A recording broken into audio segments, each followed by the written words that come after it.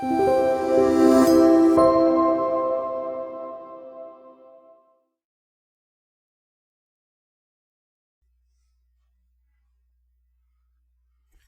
안녕하세요. 한 주 동안 평안하셨는지요? 우리가 이 안식일 시작하는 이 시간 주님 전에 모여서 또 함께 이렇게 예배를 드릴 수 있다는 것이 얼마나 우리에게 큰 기쁨이 되는지 모르겠습니다. 우리가 항상 주님을 나타내는 삶을 통해서, 또한 주님을 받아들이는 삶을 통해서 우리의 삶 가운데 정말 큰 기쁨이 언제나 가득하기를 간절히 기원합니다. 오늘은 성화된 그리스도인의 삶의 표준이라는 제목으로 함께 은혜를 나누기를 원합니다. 하나님의 말씀 요한복음 3장 27절부터 30절에 있는 말씀을 함께 보시겠습니다. 요한복음 3장 27절부터 30절에 있는 말씀, 제가 봉독할 때에 함께 눈으로 따라 읽어주시면 감사하겠습니다. 요한복음 3장 27절부터 30절에 있는 말씀입니다. 요한이 대답하여 가로되 만일 하늘에서 주신 바 아니면 사람이 아무것도 받을 수 없느니라. 나의 말한 바 나는 그리스도가 아니요 그의 앞에 보내심을 받은 자라고 한 것을 증거할 자는 너희니라. 신부를 취하는 자는 신랑이나 서서 신랑의 음성을 듣는 친구가 크게 기뻐하나니 나는 이러한 기쁨이 충만하였노라. 그는 흥하여야 하겠고 나는 쇠하여야 하리라 하니라. 아멘. 우리는 지금 코로나 바이러스의 시대를 살아가고 있습니다. 삶의 모든 것이 이제 코로나와 관련되어 있죠. 생각지도 못한 일이 우리의 삶 속에서 실제로 일어나고 있습니다. 절대로 휴교하지 않는 학교인 안식일 학교도 쉬는 때를 우리는 보내고 있죠. 동네에 코로나 관련된 사람이 있다는 재난 문자 한 통에 사람들이 더 몸을 웅크리게 되고, 기침하거나 몸이 으슬으슬하면 혹시나 하는 생각을 또 하게 됩니다. 원래라면 우리는 이제 이번 달 소그룹 전도회를 위해 우리가 여러 가지를 계획하고 또 준비하며 보내야 했었습니다. 하지만 우리는 전혀 이제 선교 사역을 이루어 가지 못하고 있죠. 동네 분들에게 선물을 드리는 걸로 겨우 만족하고 살아야 하는 이 침울한 시기를 우리는 보내고 있습니다. 이러한 상황 가운데 과연 우리는 무엇을 해야 할까요? 이럴 때일수록 우리 자신의 신앙 상태를 점검하고 더 나은 그리스도인이 되기 위한 준비가 필요하지 않을까 생각해 봅니다. 오늘 우리는 침례 요한에 대해, 그의 성품에 대해 함께 알아보려고 합니다. 침례 요한, 그는 어떤 사람일까요? 우리는 성경을 통해 그가 어떤 사람인지 이제 많이 들어와서 잘 알고 있죠. 그리스도를 예비하는 자, 구약의 마지막 선지자 등 그가 맡은 일에 대해서 우리는 익히 들어 왔었습니다. 근데 저는 그에 대해서 이렇게 생각을 합니다. 성화된 그리스도인의 삶의 표준. 성경에는 수천 명의 인물이 나옵니다. 그 중에는 선한 인물도 있고 악한 인물도 있습니다. 그리고 하나님께 쓰임받는 종이 있는가 하면 하나님으로부터 벌을 받는 인물들도 있습니다. 히브리서 11장을 보면 믿음의 선조들에 대해 이렇게 이야기하는 것을 우리가 볼 수 있죠. 그런데 예수님의 초림 이후로도 여러 사도와 많은 성도가 그 믿음을 지켜 행했다는 것을 우리는 잘 알고 있죠. 그 많은 사람, 그 많은 믿음의 사람 중 어떻게 보면 가장 그리스도인에게 있어서 표준이 되는 사람을 뽑자면 저는 그가 바로 이 침례 요한이라고 생각합니다. 그도 그럴 것이 예수님께서 침례 요한에 대해 말씀하실 때 선지자보다 더 나은 자, 그리고 여자가 낳은 자 중에 침례 요한보다 큰 이가 없다라고 하실 정도로 침례 요한은 예수님에게도 칭찬받는 사람이었습니다. 세상의 눈으로 침례 요한을 보자면 정말 그토록 비루한 삶이 있을까라는 생각을 할 수도 있습니다. 그는 어떻게 보면 제사장의 아들로서, 어찌 보면 기득권을 가진 사람으로서 살아갈 수 있는 사람이었습니다. 또 제사장의 아들이 아니라도 그를 따르는 많은 사람이 있었기 때문에 그들을 통해서 무언가를 이룰 수도 있지 않을까라는 생각을 하게 만드는 사람일 수도 있었습니다. 그런 그였지만 헤롯에 의해서 죽임을 당하는 것을 보았을 때 어떻게 보면 그의 삶이 실로 허망해 보일 수도 있을 것입니다. 하지만 그는 어떻게 보면 그리스도인이 할 수 있는 모든 사역을 했던 사람이었습니다. 그는 그리스도를 예비한 자였고 또 그리스도께 침례를 베푼 자였으며 결국 천국 복음을 전하다가 옥에서 고난을 당하고 순교를 당한 사람이었습니다. 보통 그리스도인이라면 이것 중에 하나도 경험하기가 힘든데 이 모든 것을 경험한 사람이라는 것이 정말 놀라울 따름인 것이죠. 그런데 이 모든 것을 제외하더라도 침례 요한 그의 삶은 언제나 의로웠습니다. 오늘 이 시간 우리가 침례 요한이 살았던 그 성화된 삶을 함께 살피면서 함께 은혜 나누기를 원합니다. 성경의 말씀을 통하여 참된 그리스도인의 삶에 대해 다시 한번 생각하게 되는 이 시간이 되기를 또한 간절히 바랍니다. 침례 요한의 삶, 성화된 삶은 가장 먼저는 무언가를 버리는 삶을 살았다는 것입니다. 엘렌 G. 화이트 선지자는 침례 요한에 대해서 이렇게 이야기합니다. 시대의 소망 178페이지 이렇게 이야기합니다. 침례 요한이 국민에게 미친 영향은 한때는 관원들, 제사장들, 방백들의 감화보다 더 컸다. 만일 그가 자신을 메시아라고 선언하고 로마에 항거하는 반란을 일으켰다면 제사장들과 백성들의 그의 깃발 아래로 뭉쳤을 것이다. 사단은 세상의 정복자들의 야심에 호소하는 온갖 수단을 침례 요한에게 강요하기 위하여 준비하고 있었다. 그러나 그는 자신의 능력의 증거를 앞에 두고도 그 화려한 매수를 단호하게 거절하였다. 그는 자신에게 집중된 사람들의 주의를 다른 분에게로 향하게 하였다.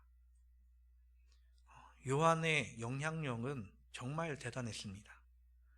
오랜 암흑기 속에서 나타난 어떻게 보면 선지자 같은 존재로서 많은 사람들로부터 지지를 받던 사람이었습니다. 로마의 압제, 종교자들의 타락 속에서도 천국을 이야기했던 사람, 그리고 인품이 바른 사람이었습니다. 침례 요한이 마음만 먹었으면 여기 시대의 소망에도 나와 있듯이 봉기를 일으킬 수도 있었다는 것이었습니다. 하지만 요한은 그럴 마음이 전혀 없었다는 것이죠. 요한이 버렸던 것이 매우 많지만 제일 버리기 힘든 것이 어떻게 보면 사람에게 있어서 자아였을 것인데 그것을 버리는 삶을 살았다는 것이죠. 사람은 누구나 자기 자신만 생각하기 마련입니다. 세상 어떤 무엇보다도 내가 가장 중요하며 나를 가장 먼저 생각하기 나름입니다. 내가 조금만 아파도 세상에서 제일 아픈 것 같다고 이야기를 하죠. 내가 조금만 잘 나가도 세상에서 제일 잘난 것 같이 이야기를 하기도 합니다. 내 몸이 가장 중요하고 내 마음이 가장 중요한 것이 인간의 삶이죠. 내가 아플 때 누군가 알아줬으면 좋겠고 내가 잘 됐을 때 또한 누가 알아줬으면 좋겠다라는 삶을 살아갑니다. 그래서 여기서 오는 괴리감 같은 것도 분명히 있죠. 다른 누군가가 아프다고 했을 때 그 사람에게는 걱정을 내비치고 혹시 그것이 내가 경험했던 아픔이면 그 아픔을 공감한다고 이야기를 하곤 합니다. 하지만 속으로는 별것도 아닌데 왜 이렇게 유난이냐라고 생각할 수 있는 그런 존재가 사람이기도 한 것이죠. 남이 느끼는 고통을 나도 똑같이 느끼기란 정말 어렵죠. 제가 군대에 있을 때의 일입니다. 육군은 대부분 이제 여름에 유격 훈련을 받게 되는데요. 그 유격 훈련 가운데 꼭 들어가 있는 것이 이제 화생방 훈련입니다. 훈련소에서는 이 화생방에 대해서 더 이제 막 옷도 그 방호복도 직접 입어보고 크게 다루지만 이 자대에 와서 받는 유격 훈련 중에는 이 가스실에 들어갔다 나오는 것이 이제 거의 대부분의 훈련 중에 하나입니다. 이 가스가 피어져 있는 시에스탄이라고 하는 체류가스가 피어져 있는 이 가스실에 들어가서 마스크를 벗고 나오는 것이 이제 훈련의 일부인데요. 여기에 이제 한 개 소대가 그 방에 들어갔다 나오는 것이죠. 근데 이 들어갔다 나오면 모든 사람이 다 힘들어하는 게 아니라 참 여러 가지로 갈리게 됩니다.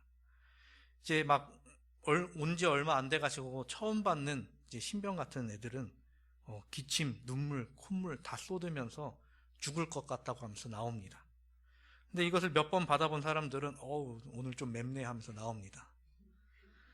선임 병사들은 경험이 되다 보니까 이 훈련을 받는 노하우가 생겨서 뭐 숨을 참는다거나 뭐 이런 쉽게 받고 나오지만 이런 거를 겪어보지 않은 사람은 그렇지 못한 경우가 허다한 것이죠. 그래서 선임병들이 얼른 속에 있는 가스를 내보내기 위해서 후임병들한테 이것저것 하라고 시키는데 정신이 없는 후임병들은 엎드려서 뒹굴뒹굴 거리면서 죽을 것 같다고 하면서 눈물 콧물을 쏟아내고 있는 것이죠. 후임병들은 지금 당장 내가 죽게 생겼는데 선임들은 왜 나한테 뭐라고 하는지 라고 그렇게 생각을 할 겁니다. 근데 선임병들은 후임병을 보면서 지금 제가 저러고 있으면 더 힘든데 왜 저러고 있지라는 생각을 할 것입니다. 나의 입장에서 다른 사람을 보면 이해하는 것이 쉽지 않다는 것이죠. 어떻게 보면 침례 요한의 제자들과 그를 따르는 무리들이 바로 이러한 생각을 가지지 않았나 생각해 봅니다. 그래서 그들은 이렇게 이야기합니다. 요한복음 3장 26절에 저희가 요한에게 와서 가로되 랍비여 선생님과 함께 요단강 저편에 있던 자 곧 선생님이 증거하시던 자가 침례를 주매 사람이 다 그에게로 가더이다. 전후 맥락으로 추측해 볼 때 이 제자는 사람들이 자기가 지금 따르고 있는 이 요한 선생님을 떠나서 예수님께로 가는 것을 굉장히 섭섭해하고 있는 것 같습니다. 함께 하던 사람들이 떠날 때 섭섭한 마음을 갖는 것은 당연한 것이죠. 근데 그가 하는 말 가운데는 어떻게 보면 사단의 시험이 포함되어 있지 않았나 생각해 봅니다. 어떻게 보면 요한의 사역이 거의 끝나가던 때였지만 어떻게 보면 예수님의 사업을 방해할 수 있는 가장 큰 능력이 있는 사람이 바로 요한이었기에 그를 이용해 먹으려는 사단의 속셈이 있었을 것 같습니다. 만일 요한이 자기 연민에 빠져 자기 지위를 빼앗는 일에 대하여 슬픔과 실망을 표현했다면 과연 어떻게 됐을까요? 그는 불화의 씨를 뿌렸을 것이며 질투와 시기를 조장하여 복음 사업을 심각하게 방해했을 것입니다. 요한도 우리와 같은 사람입니다. 물론 성경에서 표현하기로는 나실인이고 또한 제사장의 아들로서 여러 가지 교육을 받았던 사람이고 또 예수님을 직접 만남으로 또 여러 가지를 배운 사람이었지만 그 역시 우리와 다를 바 없는 약점을 가진 사람이었습니다. 하지만 요한은 예수 그리스도에 대해 완전한 확신이 있었기 때문에 사단도 그를 흔들 수 없었던 것이죠. 그래서 요한은 제자에게 이렇게 대답합니다. 요한이 대답하여 가로되 만일 하늘에서 주신 바 아니면 사람이 아무것도 받을 수 없느니라. 이보다 더한 믿음의 대답이 어디 있을까요? 내가 나의 것을 만든 것이 아니라 이 모든 것이 하나님께서 나에게 허락하신 것이다 라는 믿음이 있기에 이런 말을 할 수 있는 것이죠. 이것과 관련해서 예수님도 여러 가지 비유로 말씀하신 적이 있으시죠. 누가복음 12장을 보면 한 부자에 대해서 이야기하실 때 추수철이 돼서 곡간을 더 늘리고 그 곡간을 가득 채우고 신이 나서 이제 잘 먹고 잘 지자라고 생각하는 한 부자가 있었죠. 그 상황에 하나님께서 나타나 어리석은 자여 오늘 밤에 내 영혼을 도로 찾으리니 그러면 내 예비한 것이 네 것이 되겠느냐 하셨으니 라고 하셨습니다. 그가 가졌던 모든 것이 하나님께서 허락하시지 않으시면 이 세상에는 내 것이 없다라는 것이죠. 우리는 이러한 사실에 대해서 너무나도 잘 알고 있습니다.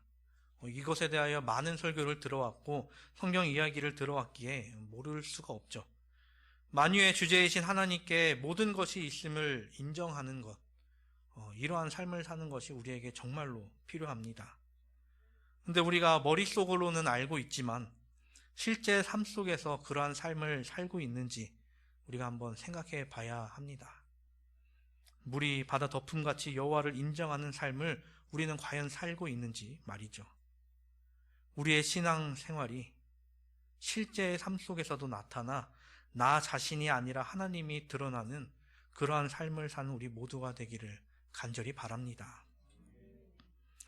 다음으로 요한은 그의 신앙 생활에서 참된 기쁨을 누리며 사는 그리스도인으로 살아왔습니다. 오늘 본문 29절은 이야기합니다.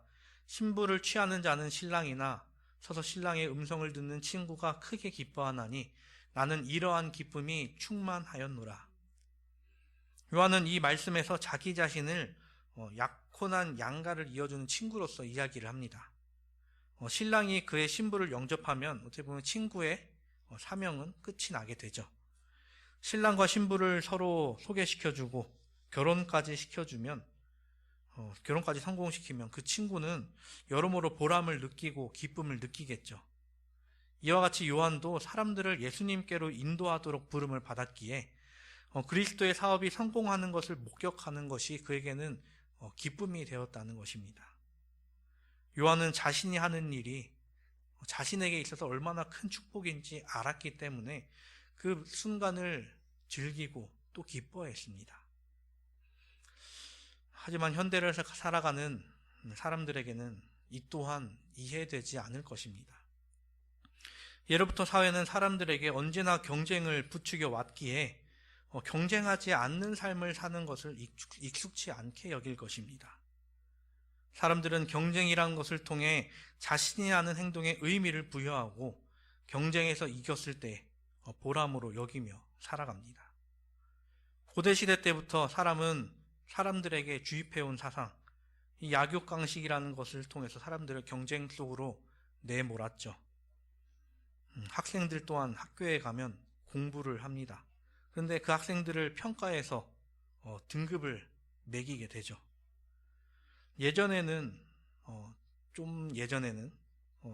등급이 아니라 이제 수미양가, 절대평가로 평가를 해서 수미양가 정도로 나누었었습니다. 근데 이제는 상대평가로 등수를 쭉 나누고 그것을 퍼센트로 끊어가지고 1등급, 2등급 쭉 나누게 됩니다. 이 등급제 도입을 처음 맞은 학생이 저였습니다. 2005년도에 고1이었던 08학번이 저희 때가 딱 처음이었는데요. 제가 고등학교를 입학하니 이게 등급제로 나누어져서 선생님들도 처음 해보는 거고 학생들도 처음 겪는 일이었습니다. 많은 학생들이 이 등급제에 대해서 반발을 했습니다. 그리고 그 반발한 학생들이 여러 가지 포털 사이트에 올리면서 시위를 하자고 전국의 학생들이여 모여라를 외쳤습니다. 근데 선생님들은 그 시위에 가지 말라고 했었겠죠. 그때 시위에 몇 명이나 모였을까요?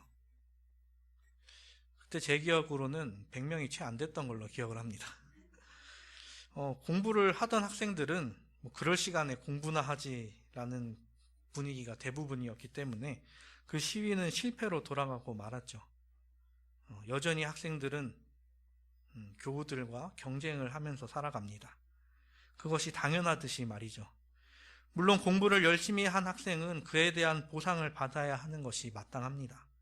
하지만 이러한 삶이 학교에서 끝나는 것이 아니라 사회 속에서 계속되어야 한다는 것이 어떻게 보면 힘든 삶의 연속이 될 뿐인 것이죠. 셋째 천사의 기별의 말을 빌어서 사람들이 밤낮 쉼을 얻지 못한 삶을 살아가고 있는 것이 아닐까 생각해 봅니다. 어떻게 보면 참된 기쁨도 모르고 참된 안식도 얻지 못하며 살아가는 것이죠.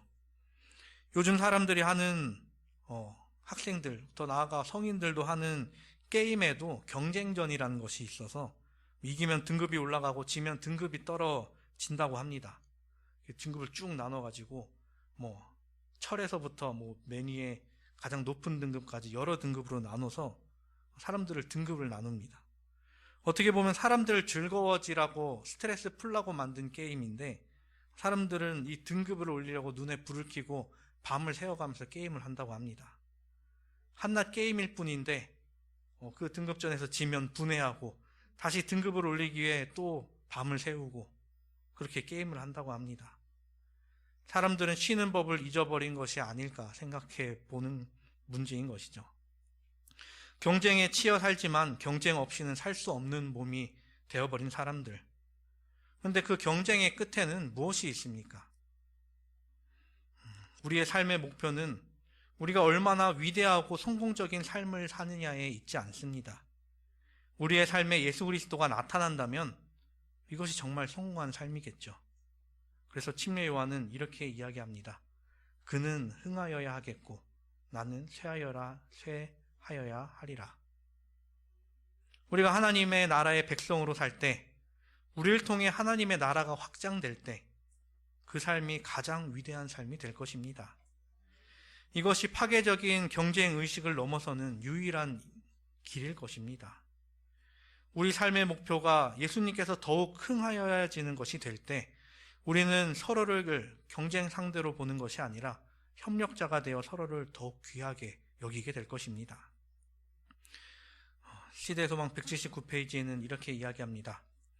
요한은 믿음으로 구속주를 바라봄으로 자기 희생의 경지에 도달했다.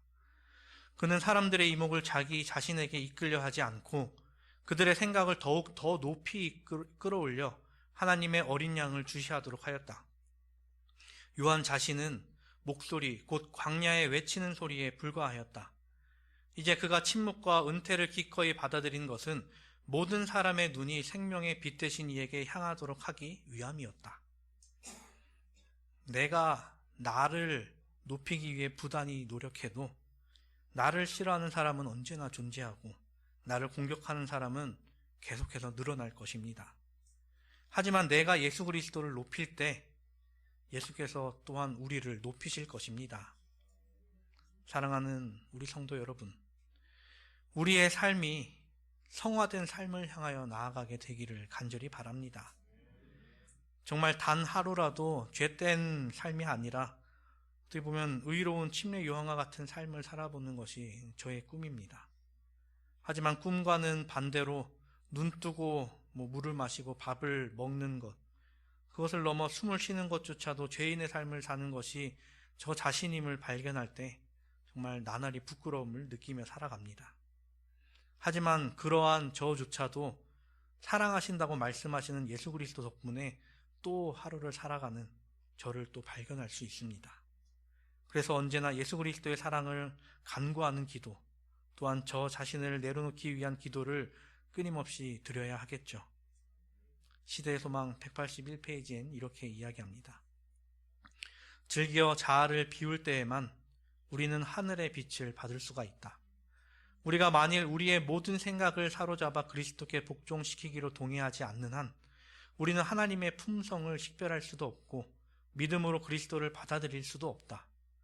이렇게 행하는 모든 사람에게 성령이 한량없이 주어진다. 그리스도 안에는 신성의 모든 충만이 육체로 거하시고 너희도 그 안에서 충만하여졌다. 우리 모두가 하늘의 빛으로 변화된 삶을 살게 되기를 간절히 바랍니다. 세상과 또 다른 사람들의 칭찬으로 기뻐하는 삶이 아닌 하나님께서 우리에게 주시는 그 칭찬을 바라며 그에 합당한 삶을 사는 우리 모두가 되기를 간절히 바랍니다. 하나님을 더욱 의지하고 예수 그리스도의 손을 붙들고 나아가며 성령 하나님께서 내려주시는 그 빛을 누리는 이 안식일 우리 모두가 되기를 바라면서 말씀을 줄이겠습니다.